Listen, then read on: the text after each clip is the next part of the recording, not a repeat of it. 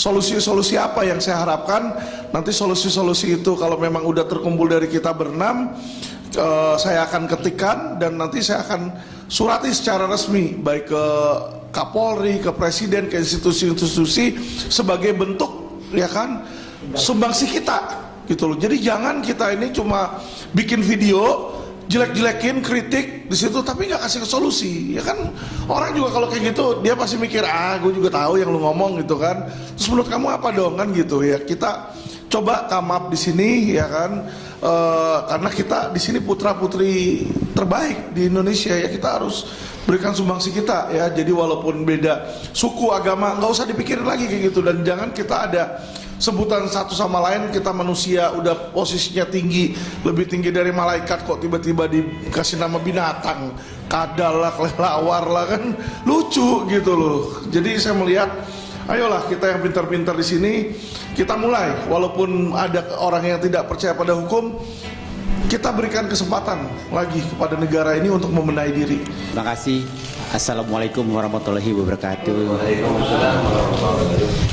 Saya sebenarnya bukan siapa-siapa nih. Baru pertama kali saya ya kan yang nama YouTuber. Saya ini gaptek. Saya nggak ngerti apa-apa. Saya juga bukan hukum. Saya kebetulan sebagai bisnismen yang sudah berkecimpung lebih dari setengah abad ya. Itu mungkin saya sedikit ceritakan pengalaman negara kita ini masalah hukum. Saya ada berapa hari yang lalu keluar dari WhatsApp grup lawyer kan begitu. Saya mohon maaf ya kepada lawyer-lawyer anda ini yang luar biasa ya kan. Tapi mohon maaf sekali lagi, setinggi apapun ilmu hukum Anda, mohon maaf untuk saat ini tidak berlaku. Ya, Alvin pinter, ya kan? Pak siapa nih? Ya kan, Ajis, ya kan, pinter. Tapi mohon nggak berlaku deh. Mulut saya adalah undang-undang. Ini mafia hukum. Bukan hanya di kepolisian. Mohon maaf deh, ya kan? Kenapa saya bilang ini? Ini ada beberapa fakta. Presiden Jokowi sudah menggebu-gebu bicarakan masalah berantas mafia ini, berantas mafia itu. Emangnya gue pikirin? Ini fakta. Ya, jadi saya nggak tahu bagaimana ya kan. Akhirnya ya, saya kebetulan sebagai pengusaha ya. Saya developer ya sejak tahun 78. Ini Pak Mahfud MD supaya tahu sebagai Menko Polhukam yang saya pernah berhadapan dengan beliau bersama Wakil Ketua Umum MUI Anwar Abbas dan Sekjen MUI Amir Syah, termasuk beliau diajak ya kan, bicarakan masalah mafia peradilan ya, termasuk mafia tanah ya kan.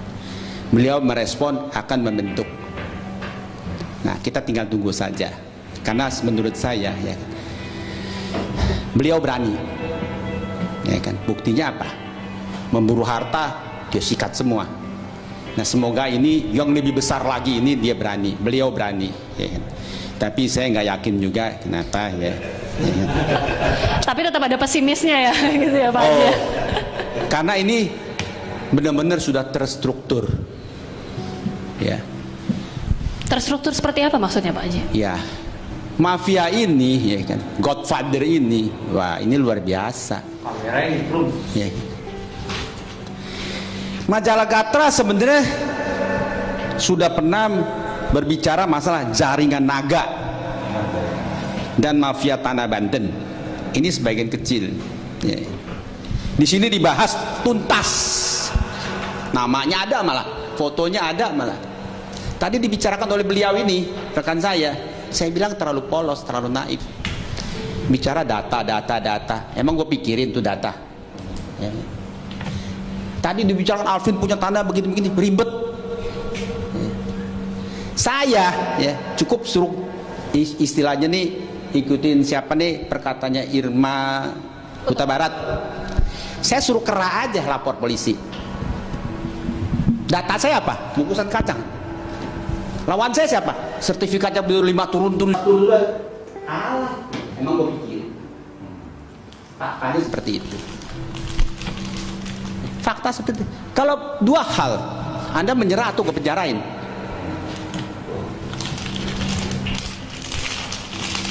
Ini fakta. Ini salah satu fakta. Rekan saya, Kontras, saya nggak perlu sebut namanya, ya, ada di sini datanya. Saya diajak, ya, saya nggak perlu sebut namanya. Apa itu? Beliau ini yang lagi ribut dengan LBT kemarin ini, ya, LBP. Saya nggak perlu sebut namanya. Beliau Januari tahun 20 dengan menggebu-gebu menyatakan korupsi aset milik, ya kan, yang disita oleh negara sekian juta hektar. Dia datang demo, datang ketemu dengan Kejaksaan Agung, ya kan. Terakhir malah dengan Kontras. Ia pun mengancam akan membeberkan kasus-kasus baru jika dalam waktu seminggu ke depan pihak Kejagung RI tidak merespon surat permohonan informasi kepada publik atas pengembalian aset-aset terpidana ke negara. Ini jadi sebenarnya terstruktur ini tadi kalau dibilang kepolisian salah semua, termasuk organisasi preman. Salah satu, ya kan, terkenal, ya kan, Mr. H, berapa kali masuk penjara, beliau sudah jadi mualaf, ya kan. Beliau sekarang dijadikan adik kandung atau anak kandung dari Habib Lutfi yang guru saya. Saya kebetulan di NU, saya juga kebetulan di Muhammadiyah, dan saya kebetulan juga sebagai pengurus di PP Muhammadiyah, MUI. Ya, karena menurut saya, ya, saya sudah putus asa. Ya, akhirnya saya bernaunglah mencoba, ya kan, di ormas Islam. Saya bicara dengan Pak Wakil Ketua Umum MUI, ya kan, Pak Anwar Abbas, ya kan. Beliau langsung respon, langsung minta ketemu dengan Pak Mahfud MD, ya, ada pada tanggal berapa, ada fotonya, ya kan, kurang lebih 2-3 minggu yang lalu bicara. Nah, bulan Agustus juga.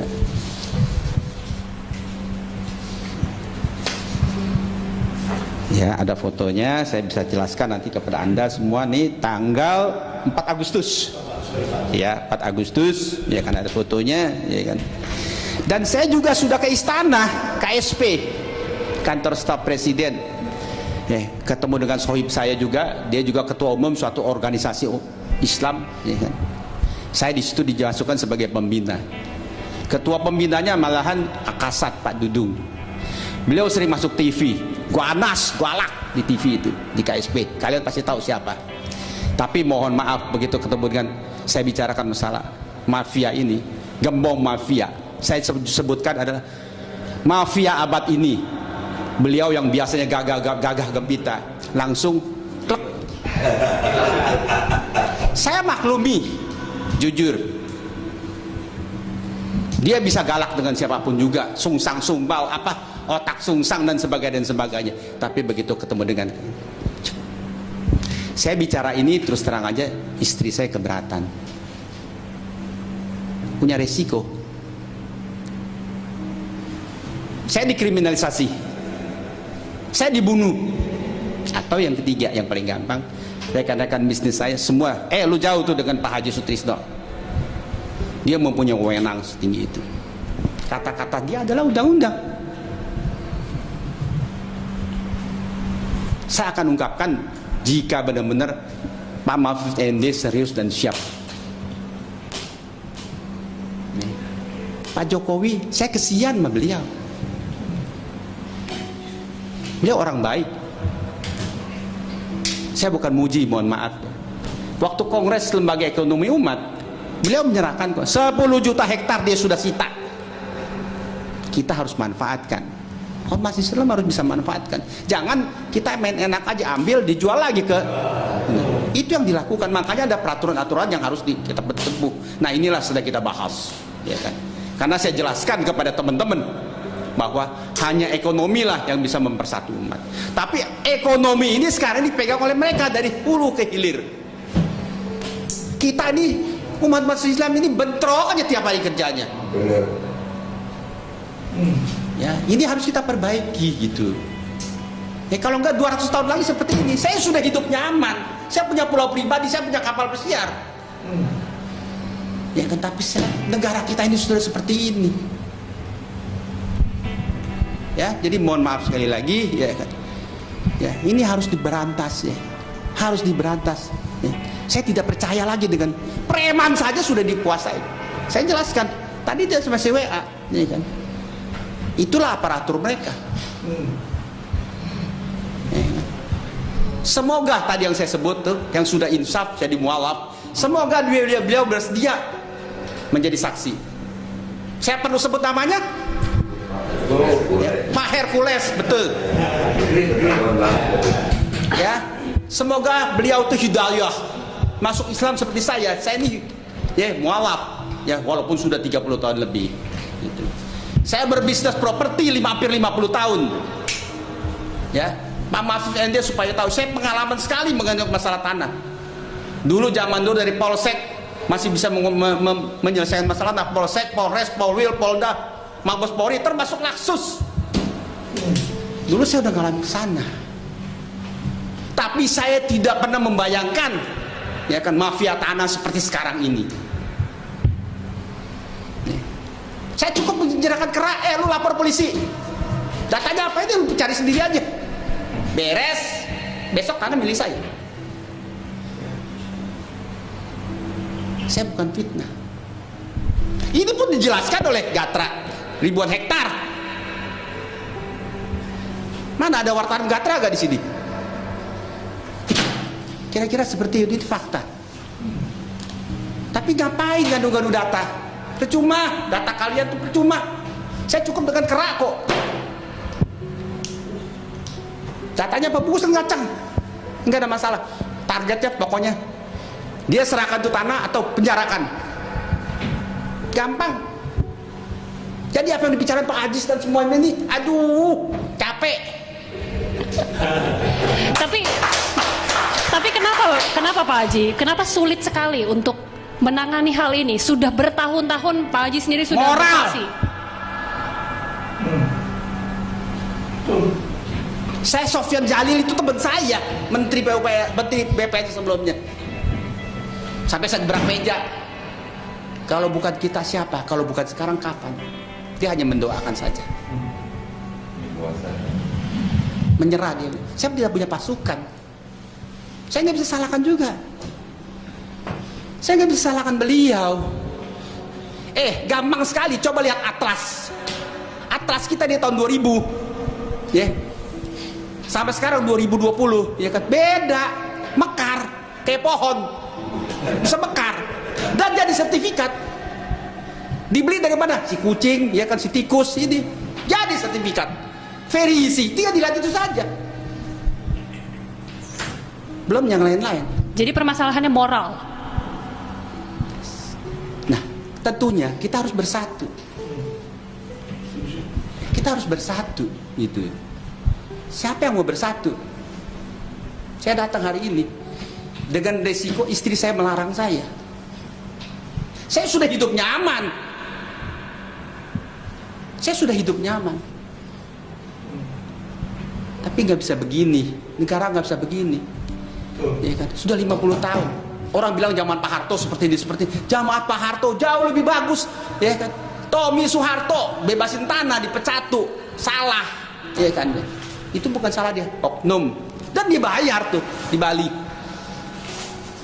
Sopan masih ada negosiasi, masih ada ketemu. Ini nggak ada. Gue mau ini harus. Mau apa lo? Jadi barusan yang bilang KM 50 dan lain itu, aduh capek gue dengerinnya. Masuk ini tadi bilang investasi bodong segala macam. Aduh, iya kan. Itu udah terstruktur, ya kan. Siapa biangnya? Saya tahu banget, tapi saya nggak bisa bicara. Tapi udah ada tuh sebenarnya di sosmed sekarang ini. Maka saya sekali lagi bilang, ya kan, mohon maaf kepada Anda semua. Kamarudin itu harus kita kasih bintang jasa. Dialah awal dari terbongkarnya masalah ini. Gitu. Yes, Kamarudin Simanjuntak. Pengacara keluarga Brigadir Yes, J ya, yes. Pak Haji ya. Itulah yang, kalau nggak suara Alvin juga nggak bakalan didengar. Kan begitu, udah berteriak-teriak dari kapan? Kan begitu. Pak Haji, ini kan kita dengar ya, Pak Haji sendiri juga mengungkapkan Menko Polhukam ini terlihat mungkin serius. Begitu juga dengan Presiden sudah meminta Kapolri, sampai kata Pak Alvin 4 kali sudah menginstruksikan berantas semua mafia. Optimiskah Pak Haji? Kalau ya kan dibentuk tim, ya kan, Satgas fully. Ini saya buka kartu lagi satu. Saya ketemu jenderal aktif bintang 2, mantan bukan mantan, sekarang jadi Kapolda. Beliau bilang hanya Presiden Jokowi yang bisa memberantas, langsung Ketua Satgas. Ya, saya terus bilang sama Pak Anwar Abbas, ya kan, Wakil Ketua Umum Majelis Ulama Indonesia, masih ada satu lagi Pak, ya kan, Pak Mahfud MD. Nah, kita ketemulah dengan beliau, langsung kontak dengan Pak Mahfud MD. Gitu. Saya nggak tahu benar bisa apa enggak. Ya, kita lagi tunggu. Beliau sudah janji. Ya, semoga dia dengar berita ini. Ya kan. Saya punya pengalaman 50 tahun di masalah tanah. Dan saya tidak pernah bermimpi ya membayangkan bisa sedemikian mafia tanah seperti ini. Bandit, mafia abad ini paling berkuasa. Ya. Maka itulah saya bilang, kalian bicara apa sih masalah hukum? Setinggi apapun juga, S3, S5, S5 semua nggak ada gunanya. Nggak ada gunanya, mohon maaf deh. Gitu.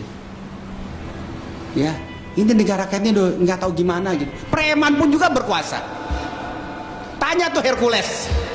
Hercules pernah bilang sama teman saya, sebenarnya hati nurani dia juga tidak ingin melakukan hal ini. Alhamdulillah, ya kan, ya sudah jadi mualaf. Semoga beliau berani tampil seperti saya yang sudah hidup nyaman. Kan begitu. Saya udah hidup nyaman. Beliau juga sudah hidup nyaman. Nah, semoga amanah hidayah yang diinikan itu ada amanah yang harus diinikan. Seperti saya sekarang, apa sih yang saya cari gitu. Nggak apa-apa, besok ditabrak, dibunuh, diapain, nggak ada masalah deh. Iya kan? Tapi semoga, ya kan, semoga saya dipenjara, semoga saya dibunuh, sehingga bisa teman-teman saya yang lain bisa ikut bergerak. Kita boleh kasih tepuk tangan dulu Pak Haji. Saya belum pernah ceramah-ceramah seperti ini, ya saya belum pernah. Saya nggak punya YouTube, Facebook apa segala. Saya adalah ketua lembaga ekonomi Majelis Ulama Indonesia. Ya kan, sempat ditanya ya dari istana, kok Anda nggak ada gaungnya? Ya. Saya tidak untuk ini. Saya bukan untuk cari gaung, ya kan, nyumbang Rp20.000 ya kan, ya di tol viral gini. Saya bukan tipe-tipe seperti ini. Mungkin orang tahu, ya kan, waktu berapa puluh tahun yang lalu sih wakafkan tanah berapa puluh hektar, 50 hektar. Sertifikatnya saya suruh pegawai saya serahkan kepada Profesor Bisakudin. Enggak ada tuh masuk nggak perlu kok. We do it, kita lakukan. Mari sama-sama kita lakukan. Itu ajakan saya kepada teman-teman semua. Pak Ajis, ya kan, Pak siapa nih? Pak Aldo, ya kan. Ya, marilah semua bersatu gitu. Kita harus sikat tuh mafia, kepala naga. Sikat kepala naga ya. Ya, sikat. Itu yang pegang kartel ekonomi dan sebagainya. Gitu. Negara udah milik dia. Supaya Anda tahu, ya kan. Ini sebenarnya nggak boleh dibicarakan. Ya.